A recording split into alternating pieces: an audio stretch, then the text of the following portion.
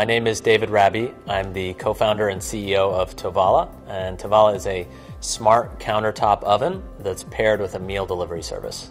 Basically, you purchase our countertop steam oven, and the oven has two functions. The first one is to cook your own food. So it can toast bread, it can reheat food, and then there's an awesome mobile app that teaches you how to make everything from chicken to Brussels sprouts at the touch of a button.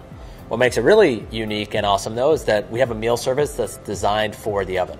So we send you pre-prep meals, you add a couple sauces to the meals, you scan a barcode, put your food in the oven and push start, and then the oven cooks a gourmet meal to perfection within 15 minutes. I started my career in the food industry. I've really been passionate about food since I was 18 years old, and I went on a retreat and really learned about how food can change the way you feel and the way you live, and it can make you feel better when you're sick and things like that. And so when I moved to Chicago to go to business school, my goal in business school was to launch a food technology company that could really make it easier for people to eat better. And I think dinner is one of those unsolved problems where people are really struggling to get something that's delicious, it's healthy, but at the same time requires no work. I think really early on with our business, we faced a lot of question marks around whether it was possible to build a business like this. It sounds very Jetsons-like or Back to the Future-like to have a device that really is going to cook a meal that is as gourmet as what you would get in a fancy restaurant, and it would show up at your doorstep, and as a customer you pay $12 and you get that experience every single week. We have to build a physical device, all of this software to power the device, and then a whole food plan that we ship every week and create recipes and do all these things. And so early on, basically every investor we talked to, a lot of potential advisors we talked to were like, this is too complicated, it's never going to work. And so we struggled to raise funding, we struggled to build a team, to get everything together that we needed to really make this business happen. And that was a huge, huge challenge early on. And really for about a year and a half, there were question marks around whether we could even make the business function. And once we got over that hurdle, everything kind of changed. I think the biggest lesson more tactically is there's a lot of things you can do, depending on the type of company you are, to prove viability without spending a ton of money.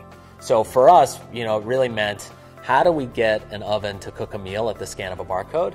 And instead of building something from the ground up and spending millions of dollars and designing this perfect device, we found an existing device that we could buy on Amazon.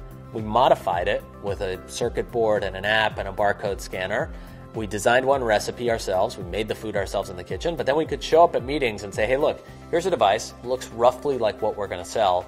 You scan a barcode and bam, 15 minutes later, it's actually a delicious meal. And the meal wasn't as good as it would ultimately be. The oven didn't look as nice. All these things that were kind of very prototypey, but at a high level, it made it really tangible for people when we could walk in and scan a barcode and you get this great meal, and it didn't cost us that much money. And I think there are solutions like that for a lot of different business ideas where you need to just think a little more scrappy and think about how can we do this in a much cheaper, quicker way before we invest in building a full-fledged product. Without the people in our organization, we wouldn't have anything. We built everything ourselves as a team, and so my co-founder and I think a lot about not only recruiting, but keeping people on the team. And I don't think it's super complicated. At the end of the day, we care deeply about every person we've hired and kind of built and groomed, and they realize that. And I think because we have that strong human connection with everyone on our team and we care about them personally and their careers, and we're very honest and transparent with that, it goes a long ways towards building loyalty and building trust. And one of the things we're most proud of as a team is we haven't lost a single person from the moment we started building this company. Everyone has stayed with us. And we think one of the big reasons is we treat everyone really well because we care about them deeply.